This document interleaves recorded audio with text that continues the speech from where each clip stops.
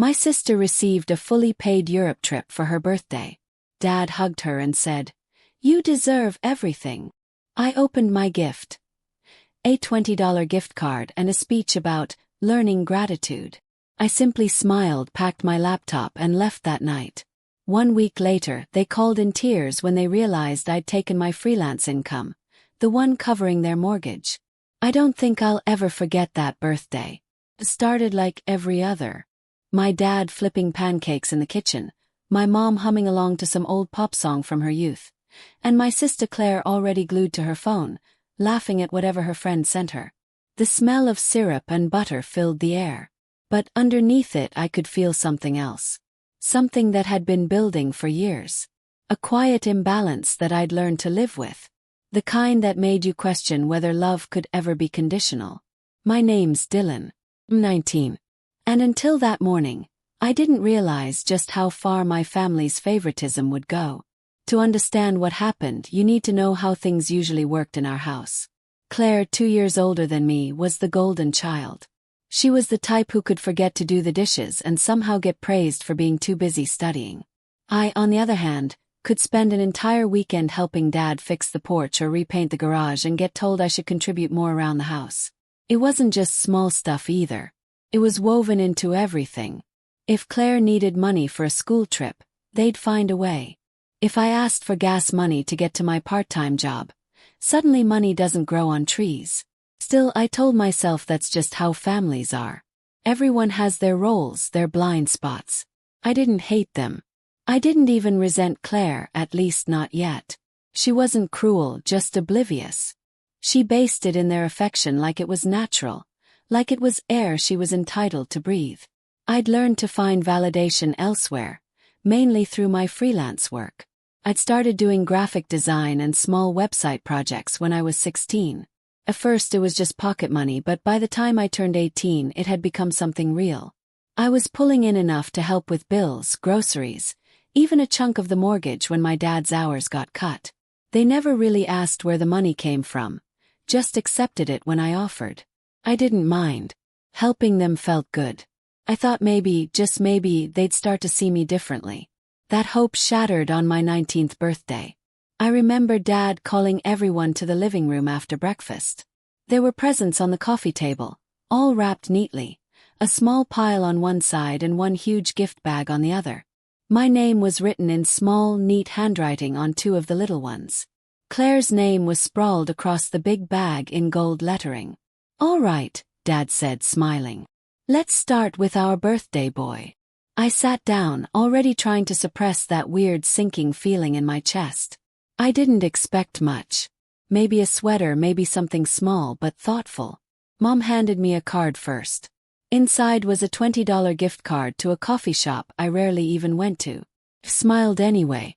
"Thanks," I said, trying to sound genuine. Mom looked at me with that expression parents have when they're convinced they're teaching you something valuable.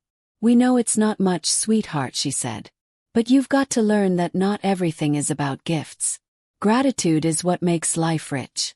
Dad nodded like she just quoted scripture. "Exactly. You're becoming an adult now. Dylan, it's time to appreciate the simple things." I forced a chuckle and nodded. I could feel Claire watching me from the couch, smirking a little. Then Mom turned to her. "And now for Claire's surprise," she said, her eyes lighting up. Claire tore into the giant bag, tissue paper flying everywhere until she pulled out a sleek envelope. When she opened it, her jaw dropped. "No way," she gasped. "Trip to Europe. 2 weeks in Italy and France," Dad announced proudly, clapping her on the back. "You've been working so hard, sweetheart. You deserve the world." Then he actually said it. He hugged her and whispered loud enough for me to hear. "You deserve the world." That sentence stuck in my head like a splinter. I sat there holding a $20 gift card and a lecture about gratitude while my sister was handed a dream vacation. Everyone was laughing, hugging, taking pictures. I just sat there smiling tightly, pretending my throat wasn't closing up. Later, while they were packing her travel essentials and talking about sightseeing in Rome, I went upstairs. I sat at my desk, staring at my laptop, the same laptop that paid the bills they bragged about keeping up with despite tough times. I checked my bank account. The last deposit from a client had hit the night before. I'd made enough to cover another month's mortgage. But this time I didn't feel proud. I just felt stupid. That night after dinner, Dad came into my room. "Hey, bud," he said, leaning on the door frame. "You were a bit quiet earlier. Everything okay?" He nodded. "Yeah, just tired." He smiled faintly. "You know, one day you'll thank us for not spoiling you. Claire's trip isn't about money. It's about recognizing hard work, right?" I said, keeping my tone even. "Hard work." He didn't catch the bitterness. He just nodded and patted the doorframe before leaving. "Get some rest." When he left, I sat there for a long time.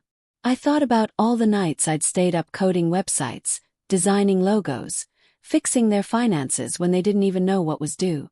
I thought about the way Mom had smiled at Claire that morning, so full of pride. I realized something then. It wasn't just favoritism. It was blindness. They didn't see me. Not really. To them I was a safety net, a backup plan, a quiet son who didn't complain.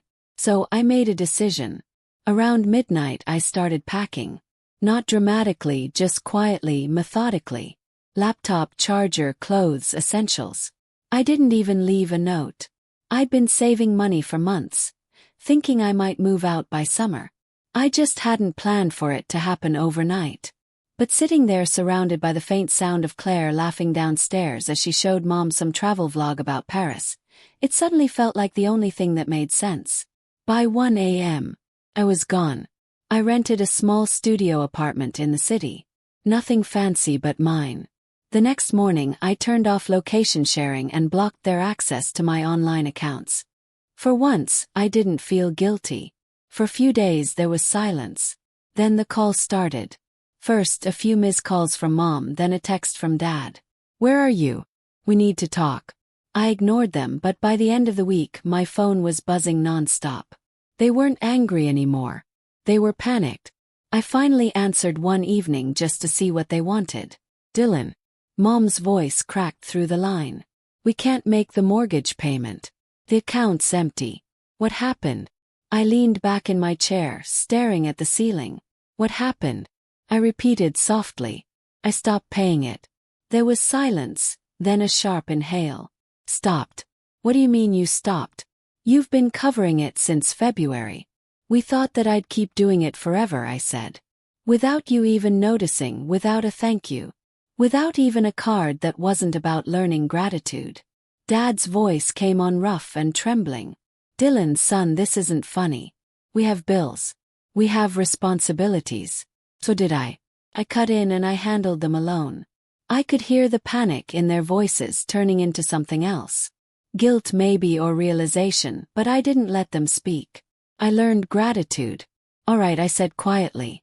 "Just not the kind you meant." And then I hung up. That was the last time I heard their voices for a long while. But what happened after that?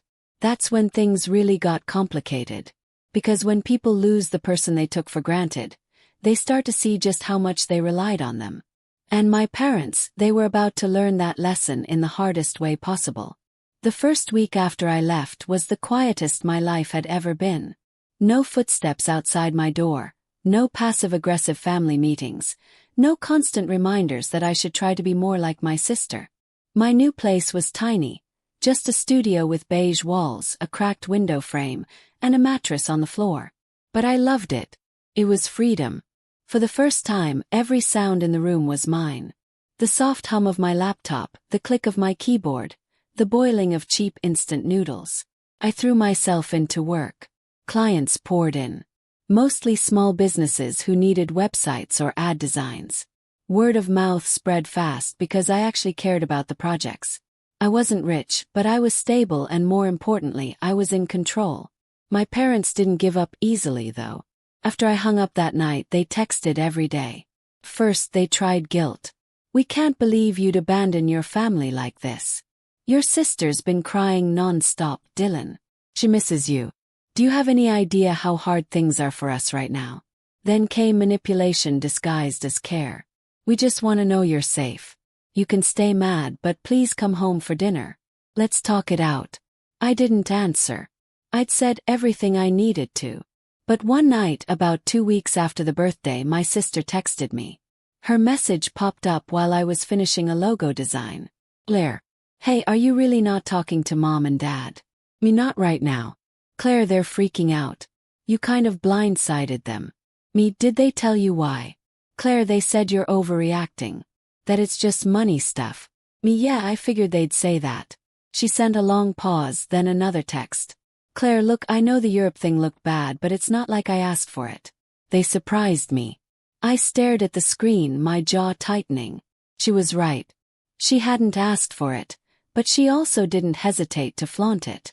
Her Instagram was full of posts about manifesting your dreams and hard work paying off while I sat in my one-room apartment eating noodles. Me, I know you didn't, but it's the pattern. Claire, you get everything. Get lectures. Claire, that's not true. Me, you got a trip to Europe.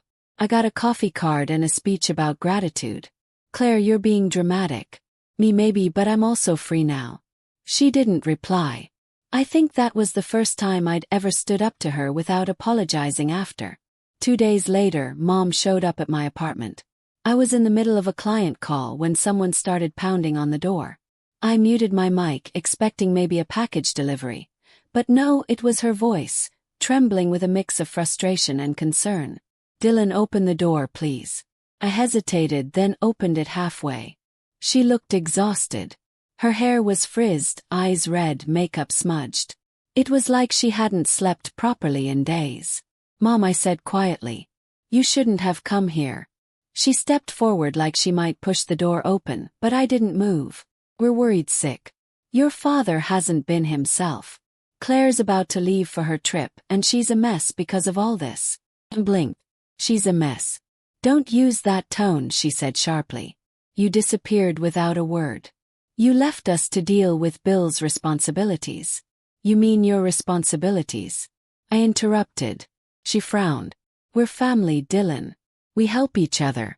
I let out a short laugh.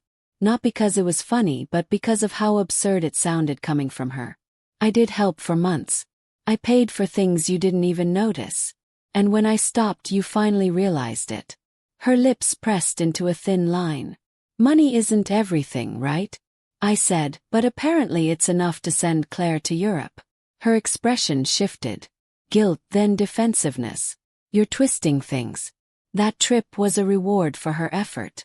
She's been studying, working hard. I've been working since I was 16. I snapped, my voice rising for the first time. You just didn't care because it wasn't the kind of success you could brag about to your friends. The silence that followed was heavy.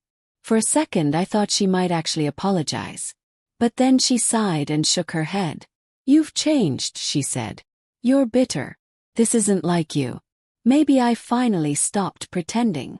She stood there for a moment longer, then quietly said, We'll figure something out without you. And she left. I closed the door and leaned against it, shaking, not from anger, just exhaustion. A few hours later, I got another text from Claire. Claire, what did you say to Mom? She came home crying. Me, the truth. Claire, you're tearing this family apart, Dylan. Me, no, I'm just not holding it together anymore. That night, I muted the group chat permanently. The next week was calm again, almost peaceful until my aunt called. Now, my Aunt Laura is the kind of person who always hears things. She's the family's unofficial gossip hub. When she called, I knew it wasn't a check on me. It was to dig. Dylan. Honey, she said in that syrupy voice. Your parents are so worried. They said you moved out suddenly. What's going on? I hesitated. Just needed space. Well, she said, lowering her tone. They mentioned something about money problems. I didn't want to pry, but it sounds serious. Clenched my jaw. Maybe they should have thought about that before lecturing me about gratitude. She chuckled softly. Oh, you sound just like your dad when he's mad. I didn't respond. Well, she continued. Families fight, but they always come back together, especially when one person realizes they overreacted. That word again, overreacted. It was the word everyone used when they wanted you to forget why you were angry. Yeah, I said flatly. We'll see. Few days later, my dad finally called. I almost didn't answer, but curiosity got the better of me. Dylan, he started, his tone carefully calm. Listen, I've been thinking. Maybe we said some things that hurt you. Maybe, I said, but he continued. You have to understand, we didn't mean to make you feel less important. We just wanted to teach you responsibility. I've been responsible, I said. For your mortgage. That's not fair, he said quickly. You offered to help. We never forced you. You never asked where it came from either. I said you just took it. He sighed. You're making this bigger than it needs to be. Come home. Let's talk face to face. We'll make things right. He hesitated. Something in his tone felt rehearsed. Too diplomatic. Is this about the mortgage? Yes. There was a long pause. It's part of it, he admitted. The bank's been calling. We just need a little help getting caught up. And there it was. The real reason. Dad, I said slowly. Do you realize how insane this sounds? You're asking your 19-year-old son to pay for your house again after ignoring him for years. I'm not asking, he said, his voice tightening. I'm saying we need to work together as a family. That's what family does. No, I said that's what I did. And you called it ungrateful. He didn't answer. I could hear him breathing heavy and frustrated. You're being selfish, Dylan. We raised you. We gave you everything. I almost laughed. You gave me a gift card and a life lesson. Remember. That was the end of the call. He hung up without saying goodbye. Over the next few days, I started hearing from extended family, uncles, cousins, even a family friend. All with the same rehearsed concern. Hey, your parents are really struggling right now. You should forgive them. They're older. They make mistakes. It's just money, man. Don't let it ruin your family. I started to realize what was happening. They were spinning the story. I was the ungrateful son who abandoned his family when they needed him most. They left out the part where they'd been living off my work without even knowing it. And the worst part, Claire started chiming in publicly. She posted a photo from the airport with the caption, "Leaving for Europe. Grateful for my amazing parents who taught me what love and sacrifice look like." The comments were filled with heart emojis and "You're so blessed" messages. That night I couldn't sleep. I kept replaying everything in my head.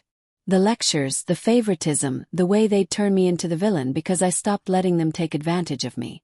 Then around midnight, another text came in. This time from an unknown number. Unknown. Hey Dylan, this is Mr. Grant from the mortgage office. Your parents said you were still handling payments. I stared at the message for a long time.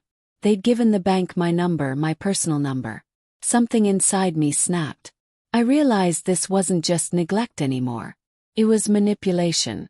They weren't trying to make things right. They were trying to drag me back into the same cycle of guilt and responsibility. And that was the moment everything shifted, because I decided that if they wanted to play games, I wasn't just going to sit back and watch anymore. They thought I was just a quiet kid who ran away after a tantrum. They had no idea I'd been keeping records, tracking payments, saving receipts, building something far bigger than they imagined. They'd mistaken kindness for weakness, but not for much longer. It's strange how betrayal doesn't always come with screaming or slamming doors. Sometimes it arrives quietly, like a soft knock in the middle of the night, unexpected, polite even. And by the time you open the door, it's already too late. That's how it felt when I realized what my parents and sister did next. After that call from the mortgage officer, I knew something wasn't right. I hadn't spoken to my parents in over a month, and I definitely hadn't authorized anything involving my name or money. So I called the number back. The next morning. "Hi, this is Dylan," I said. "I got a message last night about my parents' mortgage." The man on the line sounded surprised. "Ah, Mr. Collins. Yes, your parents mentioned you were their financial contact. We just needed to verify some recent activity." My stomach dropped. "Financial contact?" "Yes, sir," he said matter-of-factly. "Your name was added to the account last spring as a joint contributor. You've been listed for direct deposits toward mortgage coverage since then." Froze. "Added by who?" "Your father, I believe. It's in the records." I could feel the blood rushing in my ears. "And what exactly was added?" He paused to scroll through his notes. Well, originally it was just your contact information and routing number for the direct deposits, but about 2 weeks ago, there was a request to link your savings account as a backup payment source. I nearly dropped the phone. What? Yes, he continued calmly. We were actually about to process a withdrawal when it was flagged. The name mismatch delayed it, but we'll need your approval too. I didn't let him finish. Do not touch that account, I snapped. I never authorized any of this. I hung up and just sat there staring at the wall. My parents had linked my personal savings account to their mortgage without asking. Somehow, they had enough of my information, probably from when I helped them with online payments, to submit it as a shared household account. That was the moment it hit me. This wasn't an emotional misunderstanding anymore. It wasn't about hurt feelings or favoritism. It was theft. I didn't even cry. I just went cold. After a few minutes, I called my bank. I explained everything, had them freeze the account, and changed every password I could think of: email, PayPal, design platforms, even my freelance payment portals. I spent the whole day locking my life down. That evening, as if on cue, I got a call from my dad. "Dylan," he said, voice tight. "Why did the mortgage payment bounce?" The bank said something about unauthorized access. I took a breath, trying to steady my voice. "Because you tried to steal from me." His tone changed instantly. "Watch your mouth." "No," I said, my voice rising. "You used my savings account. You tried to take my money without even asking." "That's not what happened," he said quickly. "It was a misunderstanding." "Don't," I interrupted. "Don't even try that." Called the bank. They said you submitted my account as a backup source. Do you even realize how illegal that is? There was silence on the other end for a few seconds before he finally said, "We did what we had to do." The bank was threatening foreclosure. "You're part of this family, Dylan. You should want to help." "Help?" I repeated, my voice trembling with anger. "You mean bail you out again without consent? You're blowing this out of proportion," he snapped. "You've always been so sensitive. You make a little money and suddenly think you're better than everyone else." I laughed bitterly. "Better? I've been carrying this family quietly for years, and you call me ungrateful. You didn't even ask. You stole from me." "Lower your voice," he barked. "You don't talk to your father that way." "Then act like one," I said, and hung up. For the first time, I didn't feel guilt after ending a call. Just a deep, cold fury. But the next day, things got worse. When I opened my laptop to check my freelance portal, my main account was locked. It said, "Suspicious activity detected. Please verify your identity." I contacted support, and after an hour of back and forth, they told me someone had tried to change my recovery email. The request came from an IP address matching my parents' house. I felt my stomach twist. My dad might have been desperate enough to use my account to send payments, or worse, to access my income directly. That night, I drove back to the old neighborhood for the first time since moving out. I didn't go to their house. I parked across the street and just sat there. The windows were lit. Through the curtains, I could see my mom moving around the kitchen. My dad sat in his usual recliner typing on his laptop. And there, sitting beside him, was Claire. She'd come back from Europe early. I didn't even have to guess why. When I finally worked up the nerve to go to the door, my mom opened it almost immediately, as if she'd been waiting. Her face lit up for a second before she saw my expression. "Dylan," she said cautiously, "you shouldn't just show up like this." "I wouldn't have to if you hadn't tried to rob me," I said flatly. Her smile faded. "That's not fair. You make it sound so ugly." "It is ugly," I said. "You used my account information without permission. That's fraud." "Don't talk like that," she said sharply, glancing toward the living room. "Your sister can hear you." "Good," I said louder. "Maybe she'll learn what family ethics actually look like." Dad stood up, frowning. "You're making a scene." "I'm making a point." Shot back. "You've crossed every line there is. You went behind my back, tried to access my money, and then acted like I owed it to you." Claire stood up from the couch, folding her arms. "Can you calm down? You sound insane." "Just money." I turned to her slowly. "Easy to say when you're the one getting free vacations." Her eyes narrowed. You're still bitter about that. God, you really can't let anything go. I can let things go, I said quietly. But theft isn't one of them. Dad stepped forward, his tone shifting to that calm, patronizing register he always used when he wanted to end an argument without actually addressing it. Dylan, you need to understand this isn't just about us. This house belongs to all of us. You grew up here. That mortgage is as much your responsibility as ours. No, I said, my voice steady. It's not. I'm 19. I didn't sign that loan. You did. You made choices, and now you're trying to drag me down with you. He opened his mouth to speak, but I kept going. You've been living beyond your means for years. The new car, the expensive gifts for Claire, the renovations, all while telling me there's no money to spare. You didn't want a family. You wanted investors. For a second, I saw something flicker in his eyes. Shame, maybe. But then he said something I'll never forget. Well, maybe if you hadn't moved out, we wouldn't be in this mess. That sentence broke something in me. I'd been carrying their debt, their pride, their guilt, and now they were trying to make me the reason for their downfall. I can't believe you, I whispered. You really think I'm the problem? Mom's voice softened, almost pleading. Honey, we just wanted to hold the family together. You left so suddenly. Your dad didn't know what else to do. He thought linking your account would buy us time. I stared at her, stunned. Buy you time? With my money? She nodded weakly. We were desperate. And that was the truth. Except desperation wasn't an excuse. It was a choice. They could have asked, but they didn't. They took because deep down they never saw me as separate. They saw me as theirs to use. I didn't yell. I just took a deep breath and said quietly, I want every trace of my name removed from your finances. Mortgage, utilities, everything.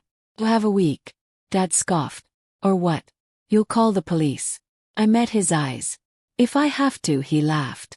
Hollow, bitter sound. You wouldn't dare. You'd ruin your own family. I didn't ruin it. I said you did. I turned and walked out before I said anything worse. As I got in my car, I saw Claire watching from the window, her face hard and unreadable. For a second I thought she might come after me, but she didn't. That night I couldn't sleep. My hands kept shaking as I replayed the conversation over and over. The betrayal wasn't just about money. It was about trust, about realizing the people who raised you could justify hurting you if it meant keeping their comfort. The next morning I started digging. I went through my emails, bank logs, and payment statements. That's when I noticed something else. Several transfers I didn't remember approving. Small amounts at first. $1,100 here, $200 there. Sent to a household account under my dad's name. They've been taking from me for months, long before I moved out. Each new discovery was like another punch to the gut. I trusted them completely, helped them when they struggled, believed every word about learning gratitude. And all that time they've been quietly bleeding me dry. That realization didn't just hurt. It changed me because now it wasn't about getting away from them. It was about making sure they finally understood what it meant to lose something they took for granted. And I already knew exactly where to start. The days after discovering the transfers felt like falling into a fog, quiet, heavy, and endless. Every morning I woke up in that small apartment with sunlight filtering through the thin curtains.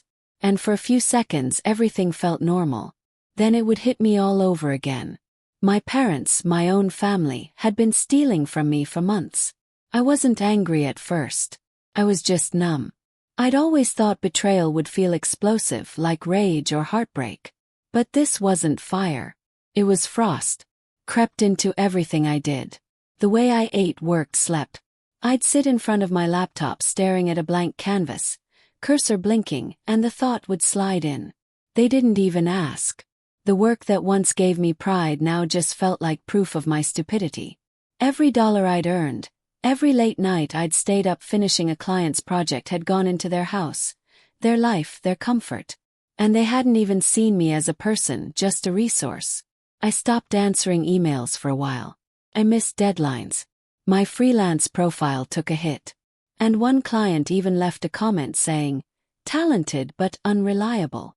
It stung, but I couldn't even defend myself. I was too tired. My savings were almost gone by then. I transferred what was left into a new account, but after paying rent and food, it was shrinking fast. I'd never been reckless with money, but when your brain is spinning with betrayal, you stop thinking straight. I'd buy takeout I didn't finish, scroll online stores without buying anything, and then feel guilty for wasting time. My phone was quiet for a few days, blessedly quiet, until one afternoon when I got a text from Claire. "Claire, you're being dramatic again. Mom's a wreck." Me. She should have thought about that before lying to me. "Claire, you're really going to destroy our family over money." Me. "It's not about the money, Claire." "Then what is it about, Dylan? You've always had to make everything about you." That one hurt more than I wanted to admit. I stared at it for a long time before typing back. You wouldn't understand. You've never had to earn anything on your own." She didn't reply, but 10 minutes later, I saw her post something on Instagram. "A family that sticks together can survive anything." The photo was of her mom and dad sitting at a restaurant, smiling, laughing like nothing had happened. That's when the anger started to replace the numbness. They weren't suffering. They weren't reflecting. They were moving on together, painting me as the villain who abandoned them, and I knew what that meant. They were telling everyone their version of the story. I could already imagine the whispers at church or among family friends. Poor Colin's family. Their son turned against them after all they did for him. The idea made me sick. A few nights later, I got another call from an unknown number. Normally I would have ignored it, but I was half asleep and answered without thinking. "Dylan," it was my dad's voice. "Listen, I know you're angry, but this is getting out of hand. We can't afford the next payment. You've made your point. Now come home." I stayed silent for a few seconds. He sighed. "Don't punish your mother for my mistakes. She's been crying every night." "Has she?" I said softly. "Crying because she feels guilty or because the money stopped?" There was a long pause. "Do you really want to destroy your family?" He said finally. "You think this makes you strong, but it's selfish. We gave you everything, Dylan. Food, clothes, a roof. You took everything." I interrupted. "You used me, Dad. And you didn't even see it. You thought because I didn't complain it meant I didn't notice." His tone hardened. "You're talking like a stranger, like someone poisoned you against us." I almost laughed. "I didn't need anyone to. You did that yourself." And then I hung up again. That night I couldn't sleep. The walls of my apartment felt closer than usual. I kept thinking about what he said. "We gave you everything." It was the kind of line parents used when they wanted to rewrite history. But the truth was simpler. I'd given them everything. They just didn't want to admit it.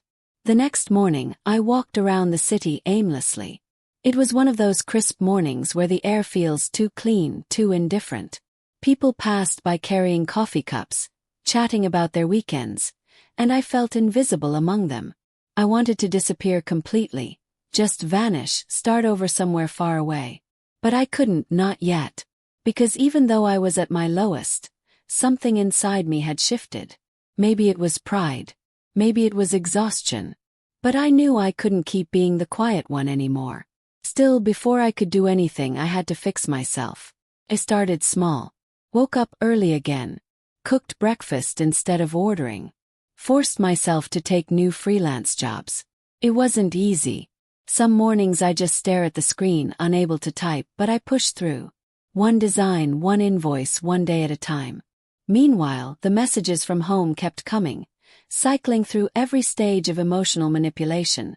Guilt, shame, nostalgia. "We miss you, Dylan. Remember when we used to watch movies on Friday nights? Your sister leaves for her second trip soon. You should say goodbye before she goes." Every text felt like a hook trying to pull me back. But I'd learned something important by then.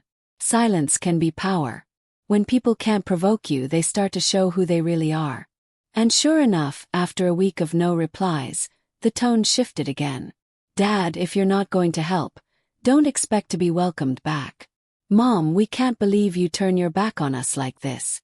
"Claire, you're jealous. That's all this is. Jealous." That word burned. I wasn't jealous of her trip or her gifts. I was jealous of how easy her life was, how she could hurt people and still be loved unconditionally.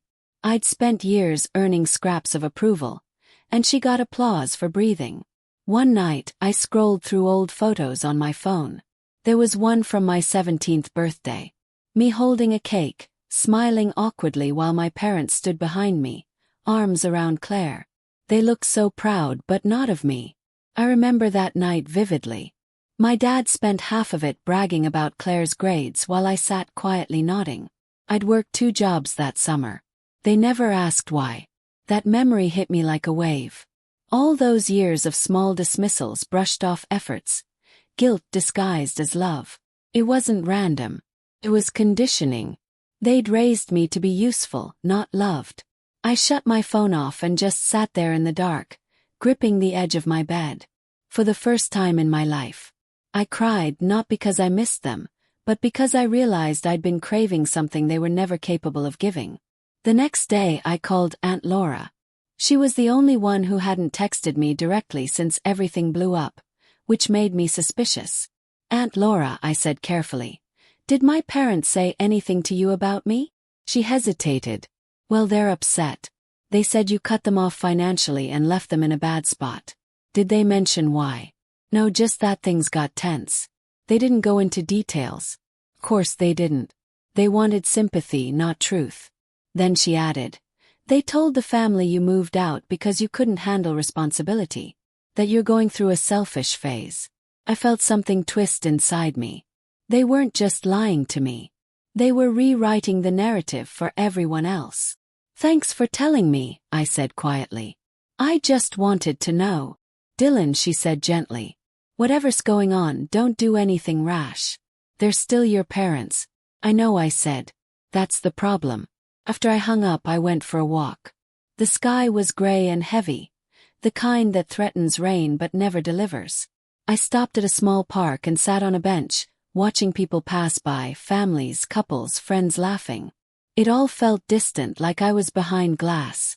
But somewhere in that stillness, a thought formed, a calm, dangerous kind of clarity. They wanted control. They wanted me to come crawling back out of guilt or fear or loneliness. But what they didn't realize was that the only thing left for them to lose was the illusion of control itself. And that was something I could take away quietly.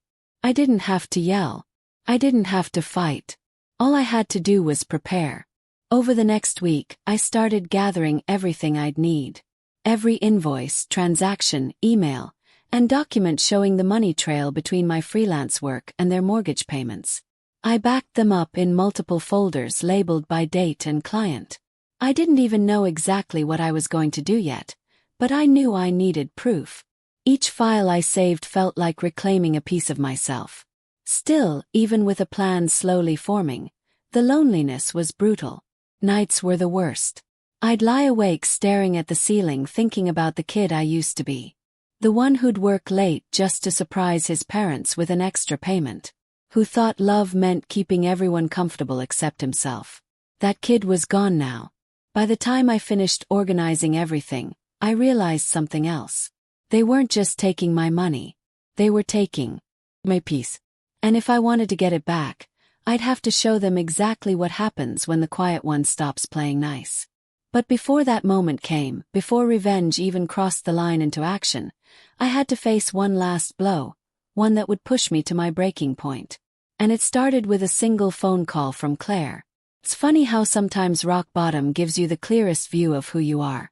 After that night on the park bench, I decided I was done letting my family define me. Done letting their guilt dictate my choices. Done shrinking myself to fit their comfort. The morning after Claire's call came through, I didn't pick up right away. I let it ring. I watched her name flash across my phone like an echo from a past life. When it finally stopped, I sat in silence for a few seconds.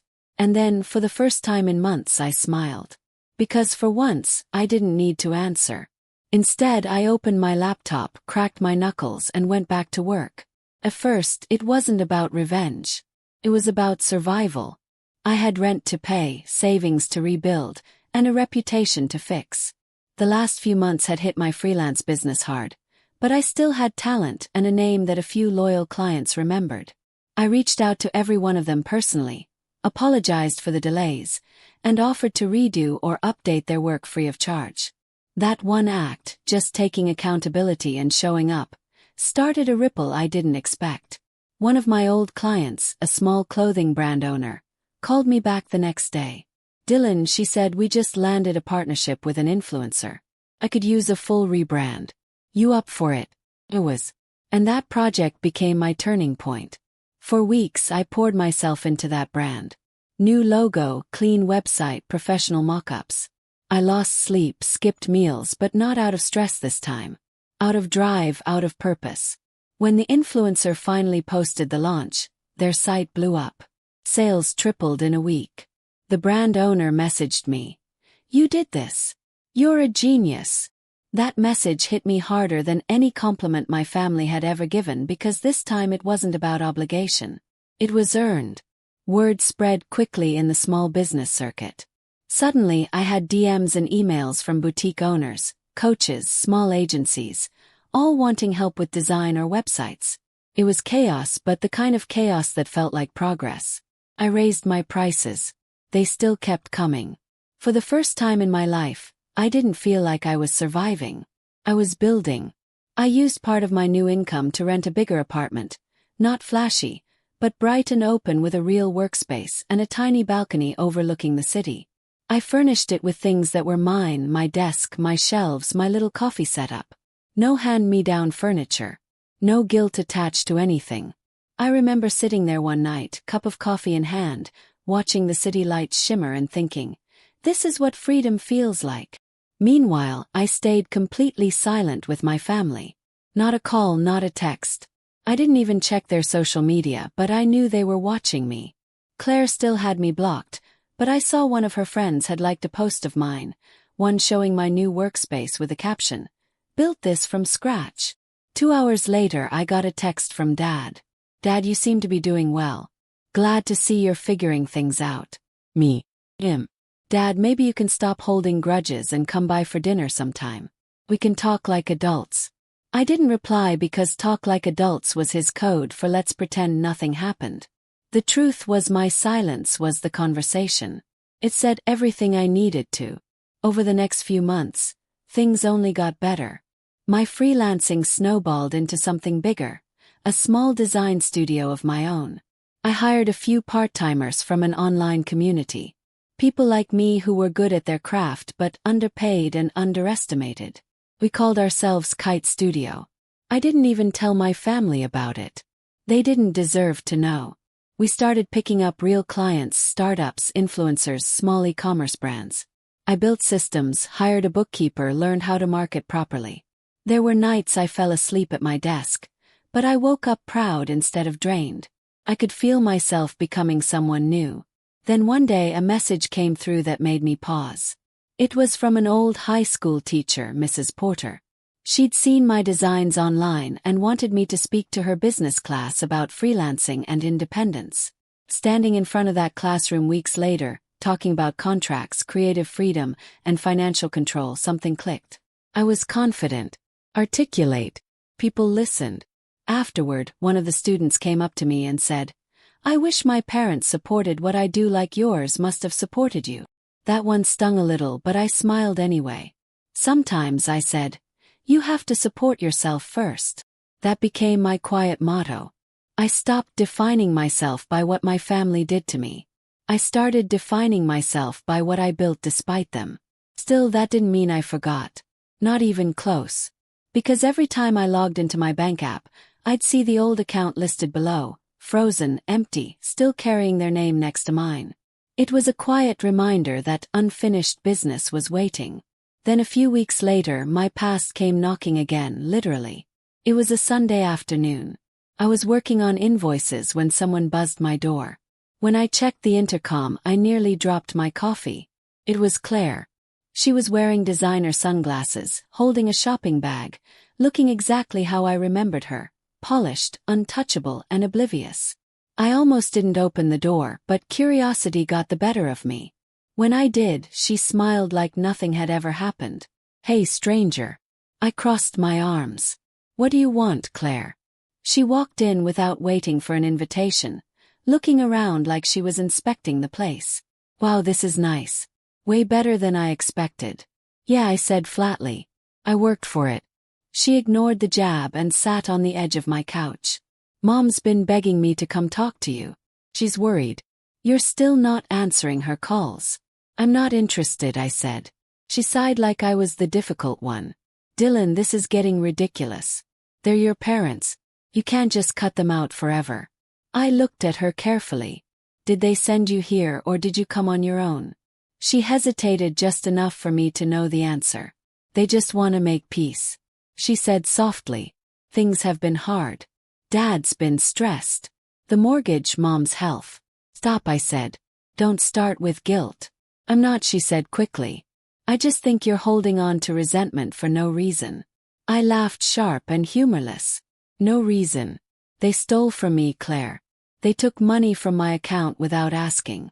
That's not a misunderstanding. That's a crime. Her expression hardened. You always have to make everything sound dramatic. I stepped closer, voice low. Do you know what's dramatic? Having to freeze your own savings because your parents forged your information. She didn't respond. She just looked away, tapping her nails against her knee. Then she muttered, You always were overprotective of your money. Something in me shifted. Overprotective, said slowly. You mean the money that kept the roof over your head for 2 years? That overprotective money. She looked up at me, finally losing her composure. You're so self-righteous, Dylan. You think you're the only one who's ever helped this family. You think because you made a few dollars online, it makes you better than us. No, I said, calm now. Makes me independent. That's something you wouldn't understand. She stood up, her voice rising. You know what? Fine, stay bitter. But when things fall apart again, don't expect us to come running to save you. I smiled faintly. You never saved me. I just finally stopped saving you. She glared at me, grabbed her bag and stormed out. The second the door closed, I let out a shaky breath. My hands were trembling, but not from fear, from clarity. That conversation was the final push I needed. That night I opened my laptop again. The folder with all my evidence, receipts, deposits, account links had been sitting untouched for months. I clicked it open and I realized something. This wasn't about revenge anymore. It was about truth. They had built their version of me, the ungrateful, selfish son, and told everyone who'd listen. But I had the power to show who I really was. Not through shouting or arguments, but through proof. I didn't know exactly how yet. Maybe a legal report, maybe public exposure, maybe something more poetic, but one thing was certain. Their illusion of control was about to end. Because the thing about rising from rock bottom is once you climb high enough, you stop being afraid of falling. And I was higher than I'd ever been. I didn't wake up one morning thinking, today's the day I'll get revenge. It wasn't like that. It was slower, quieter, like realizing you've been holding your breath for months and finally deciding to exhale. Revenge didn't feel like fury anymore. Felt like focus. After Claire's visit, something inside me snapped into place. For the first time, I wasn't reacting to them. I was planning. And the more I thought about it, the more I realized that my family's power over me had never come from money. Came from reputation, from control, from the image they projected to everyone around them. They cared more about looking good than being good. That was the weakness I could use. They had stolen my money, twisted the story, and painted me as the selfish son who abandoned them. But I had something stronger than words. Proof. Every payment, every invoice, every time I'd bailed them out when they were just a little behind. I had records going back 2 years, sitting neatly in a folder labeled Collins Financial Assistance. I'd even kept copies of their emails thanking me for helping out with the bills. I hadn't realized how much evidence I'd collected just by being responsible. I started by creating a digital timeline. Each transaction, each bank transfer, organized by date. Then I added screenshots of texts and emails. Mom asking for a little help with the utilities. Dad sending me his account number. Claire's Venmo request for rent money that she never paid back. It looked like a case file. And then because I'm a designer, I made it beautiful. I formatted it into a clean, readable report. Dates, amounts, context. By the time I was done, it looked like a polished financial statement, professional enough to hand to a lawyer. That was step 1. Step 2 was more delicate. I knew Aunt Laura was still the family's main gossip hub. If I gave her something, she'd spread it. She always did. But I couldn't just dump it on her. It had to look accidental, like she'd stumbled upon the truth herself. So I printed a few pages from the report, highlighted some key transactions: mortgage payment transfer, Dylan Collins household, $1,200, and slipped them into an envelope with a handwritten note that said, "Since everyone's been asking what really happened, I thought it was time to show my side. No threats, no drama, just facts." Then I mailed it, not to my parents but to Aunt Laura. Took exactly 3 days. On the 4th day my phone started blowing up. First, a text from Claire. "Claire, what did you do?" Me told the truth. "Claire, you're destroying our family's reputation."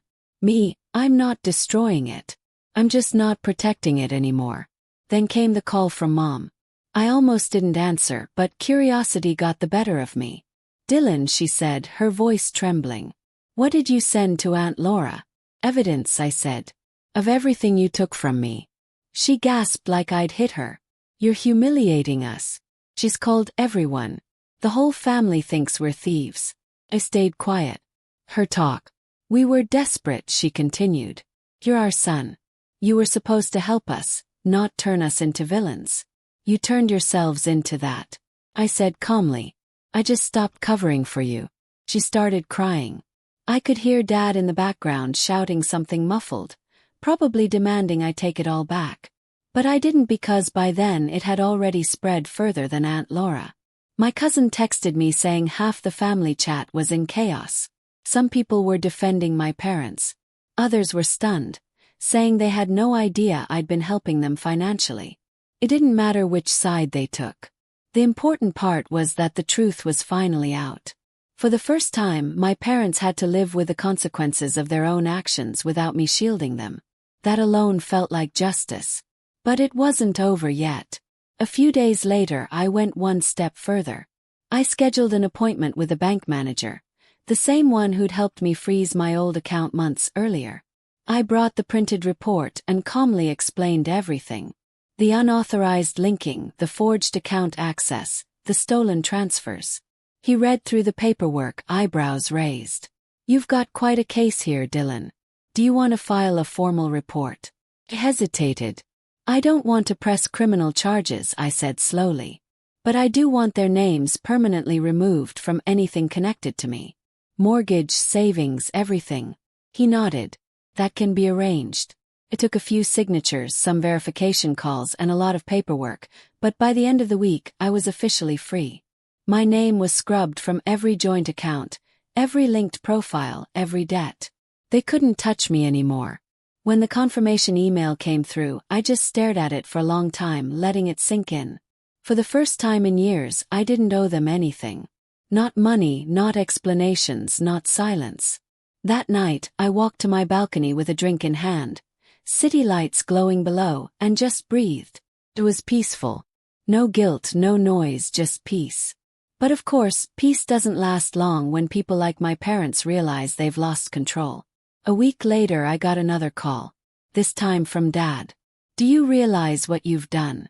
He growled. "We can't even show our faces to the family. Your aunts turned everyone against us." "I didn't do that." I said the truth did. He slammed the phone down after a few more angry words, but it didn't bother me because for once his anger didn't mean anything. Couldn't touch me anymore. Still, the silence that followed was strange. There was satisfaction, yes, but also a hollow space where family used to be. I didn't hate them. I didn't even want to destroy them. I just wanted them to see. And when the silence stretched for weeks, I thought maybe they finally did. Then one evening I got a letter in the mail. No return address, but I recognized my dad's handwriting instantly. Inside was a single sheet of paper. "We don't know how to fix this anymore. You've made your point. But if you think we can survive without you, you're wrong. You'll regret this when we lose everything." For a long time I just stared at that letter, the words blurring. And then, without anger or hesitation, I tore it in half. Because that was the moment I realized something deeper than revenge had happened. I hadn't just exposed them. I'd freed myself. They wanted me to feel guilty forever, to keep playing the role of the quiet, dependable son. But now, every chain they tied me with, emotional, financial, familial, was gone. And as for them, they built their world on my back. Now, they were learning how fragile it was without me holding it up, but they still hadn't learned the final lesson that was coming next. Took about 3 months for everything to fall apart for them. Not because of me, because the truth always eats through lies eventually. After that letter, I didn't reach out again. I focused on my studio, on my clients, on building a life that wasn't centered around people who drain me. But I still heard things. News has a way of finding you when people can't let go. It started with Aunt Laura again naturally. She called one afternoon, her tone unusually somber. "Dylan," she said quietly. "Thought you should know. Your parents' house went up for sale." I didn't say anything. They couldn't keep up with the payments. The bank's been after them for months. They tried to refinance, but after the financial review, she hesitated. "Let's just say your name missing from the paperwork didn't help." I nodded slowly, the information settling in like cold rain. I didn't feel triumphant, just resolved. "They'll have to move in with a relative for a while," she added. "They're embarrassed. Your mom barely leaves the house." I thanked her for telling me and hung up. I should have felt pity. Part of me did, but another part, the part that had spent years being invisible, belittled, and guilt-tripped, felt something closer to closure. Claire, of course, tried to spin it. I saw a post from her not long after. "Hard times teach us who we really are. Grateful for family through it all." The comments were full of sympathy, but there was no trip to Europe this time. No flashy photos, no laughter. She'd gone quiet too. I knew why. The fallout from my report hadn't just hit my parents. It had exposed everything they'd done financially, including the extra credit cards in her name that Mom had quietly paid off using my transfers. When those payments stopped, so did her freedom. It was like watching a castle crumble from the inside. A month later, I ran into Mom unexpectedly at a grocery store. She looked older, thinner, smaller somehow. When she saw me, she froze, eyes wide like she'd seen a ghost. "Dylan," she whispered. I almost walked past her, but something in me softened just a little, so I stopped. "Hi, Mom." We stood there for a moment, surrounded by the low hum of checkout lines and quiet chatter. She looked down at her hands. "Your father's been looking for work," she said finally. "Things have been hard." I know," I said. She swallowed hard. "We never wanted it to get like this. We didn't think." "No," I said gently. "You didn't." Her eyes welled up. "I'm sorry," she said, voice breaking. "We should have treated you better. We should have asked instead of taking. You didn't deserve any of it." For a second I didn't know what to say. I dreamed about hearing those words for years, but now that they were real, they didn't feel like victory. They just felt sad. "I forgave you a long time ago," I said quietly. "I just can't forget." She nodded, tears spilling down her cheeks. "That's fair." We stood there for a few seconds longer. Then I picked up my bag, nodded once more, and walked away. I didn't look back. That was the last time I saw her in person. We never had a dramatic reconciliation. No teary hug or heartfelt montage. Just that moment, two people standing in the frozen food aisle, realizing they were strangers now. But life kept moving. My studio grew. I hired full-time employees. We started working with bigger clients, real brands, even a couple of national campaigns. I built partnerships, spoke at events, and learned to love the quiet success that came from building something honest. Every once in a while, I'd get a message from a family member, someone checking in, someone trying to rebuild a bridge, but I never went back. I didn't need to. The peace of not being needed was better than any apology they could have given me. Months later, I got an email notification that caught me off guard. It was from the mortgage company. A final closure notice confirming the Collins property had been sold and the account settled. I stared at the screen for a long time. That house had been my entire childhood. It held every memory, good and bad, every version of me they'd ever ignored. And now it was gone. But instead of sadness, all I felt was lightness. Like I'd finally dropped a weight I'd been carrying for years. That night, I stood on my balcony again. City lights stretching out below, the wind cool against my skin. I thought about the kid I used to be. The one who sat in his room working late into the night, desperate for approval that never came. He was gone now. In his place stood someone who didn't need to prove anything to anyone. I picked up my phone, scrolled through the contact list, and hovered over Dad. For a second I thought about calling, saying something, maybe even goodbye. But then I realized I already had. I deleted the contact. Then, looking out at the skyline, I whispered to no one in particular. I learned gratitude. Dad, just not the kind you meant. And this time I actually smiled.